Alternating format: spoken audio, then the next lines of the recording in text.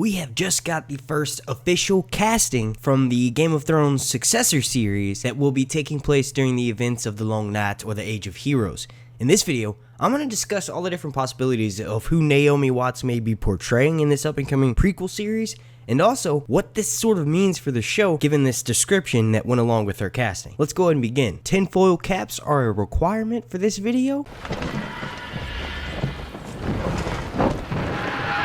Before we get started, please slap a like on this video as the like goal is going to be 420. Also, make sure you're subscribed and then make sure you have your notifications turned on so that way you get alerted every single time I drop a Game of Thrones video throughout this long night. Okay, so this news officially comes from George R.R. Martin, and he posts over on notablog.com, and he mentions in this that the official casting has been Naomi Watts. Now, I'm going to get to his post in a second, but the article that was linked in that is to a variety.com, which is, a magazine. Now, it states in this article the official description that were sort of handed along with this this successor series that for right now is being called The Long Night. Obviously, that can change when it comes out. It's supposed to be coming out in 2020, but the description that goes along with it is, taking place thousands of years before the events of Game of Thrones, Goldman's project chronicles the world's descent from the golden age of heroes into its darkest hour. And only one thing is for sure: from the horrifying secrets of Westeros' history, to the true origin of the White Walkers, to the mysteries of the East, to the Starks of legend, it's not the story we think we know.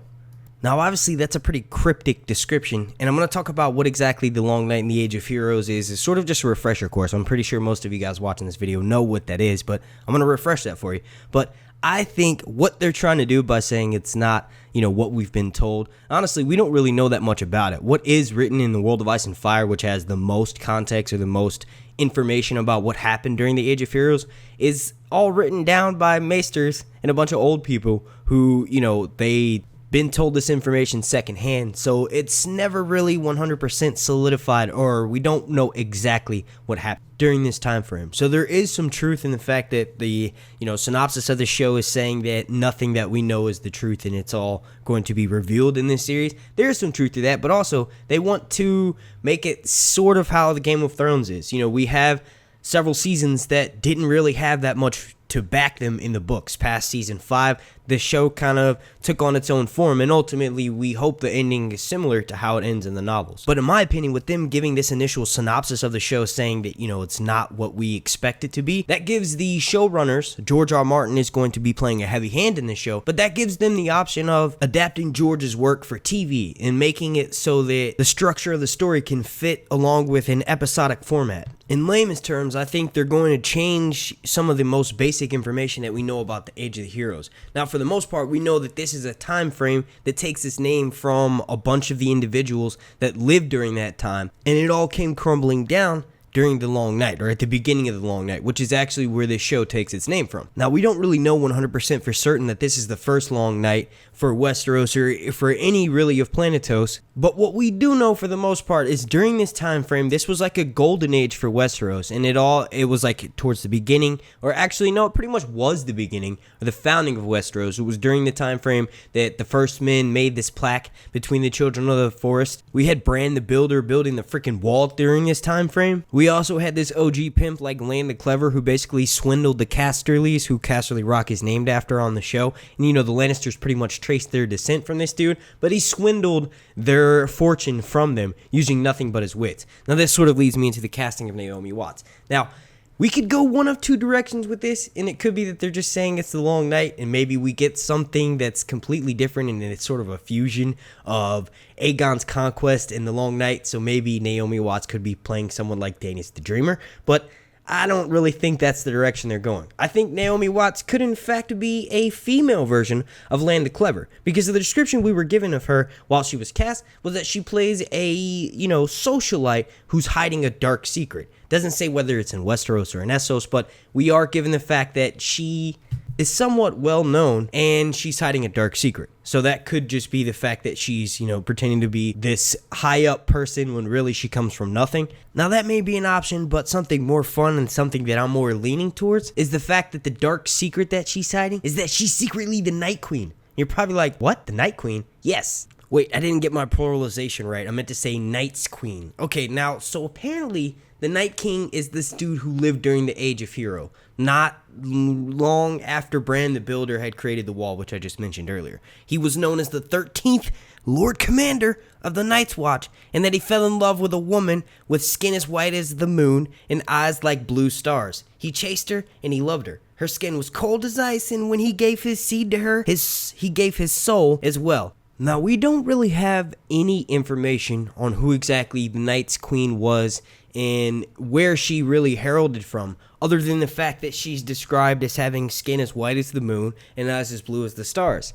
Now, obviously, this fits Naomi Watts very well. Now, I have not seen very many of her films, although I just probably can't think of it right now. The one that immediately popped in my head as soon as I saw a picture, which reminded me of who she was Kong. The one with Jack Black that came out in the early 2000s. And she was awesome in that. I definitely kind of wanted to be the gorilla and carry her away to safety. Now, of course, it's fun to think that she could be a female version of Lan the Clever, and that the secret that she's hiding, according to her description, is the fact that she's actually a woman.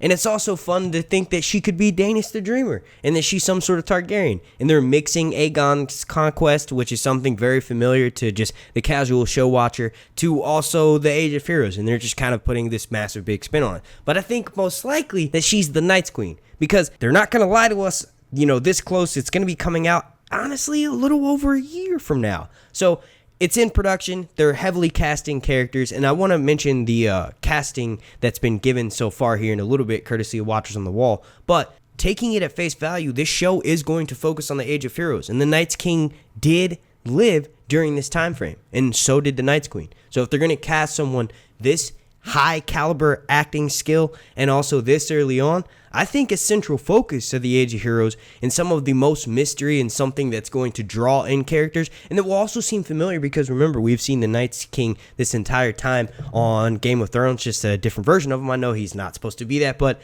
originally he was listed as the Night's King, and that information was sort of redacted. We never really know why, possibly because it's a major spoiler. So it could be that we're going to get to see the Night King in his original version, and we'll get to see the Night Queen with her. But in my opinion, you wouldn't cast someone who's going to be a series regular and who has this high caliber of acting skill if she wasn't playing someone major.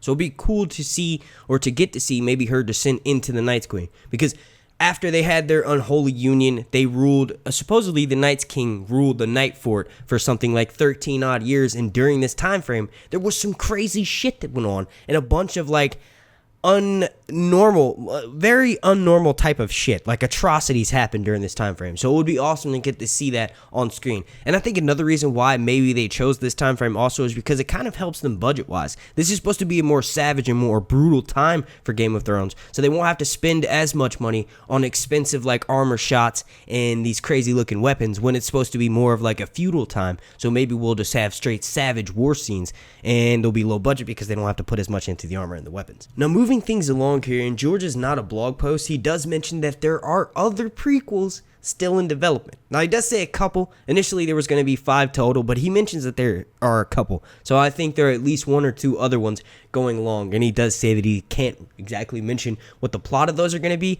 but he does end it by saying make sure you grab a copy of Fire and Blood, which is going to be releasing November 20th. I don't know about you guys, but I just recently pre-ordered mine the other day. And now on to the casting news, courtesy of Watchers on the Wall. Real quick, before we begin though, if there is anyone that works for Game of Thrones that might be watching my videos, I'm very keen on doing my own stunts, and I also can throw down a line of dialogue or 2. Please check me out and consider casting me. It would make a fan's dream come true. But anyway, according to Watchers on the Wall, they are looking for a male actor between the age of 50 to 63, and they're going to be a series regular, and they want the actor to be of black descent, and they're going to be playing a character who's around the age of 50. Then they need a white male who needs to be between the age of 37 to 45. He's going to be playing a mid to late 30s Caucasian actor. And then we have several other ones who need to be of genuine Scandinavian or Germanic Eastern European descent. And they're going to be around the same age, and they're going to be series regular. So then the last 2 we have are females that need to be Caucasian actresses, and they need to be, playing early 30s, late 20s. And all of these are said to be series regular, but this is Game of Thrones, and this is in the Game of Thrones world. scheduled, so that means they could be series regular for literally one season or just a few episodes. So I'm going to leave you guys down in the comments to sort of help me speculate on who they may be portraying. Until we get more information on them, I kind of don't want to really speculate too much about it in a video. Alright, I want to thank you all so much for watching. If you could please slap a like on this video, the like goal is going to be 420. Happy Halloween. Thank you all so much for watching this video. If you could also please make sure you subscribe, and then also make sure you have notifications turned on so that way you get alerted every single time I drop a Game of Thrones. Whoa, what the hell just happened? So that way you get alerted every single time I drop a Game of Thrones video throughout this long night. Super special shout out to every single member of my Patreon family over on patreon.com/SirHuntsReviews. I want to thank you all so much for watching. My name's Mark, and this has been Sir Hunt's Long Nights Reviews.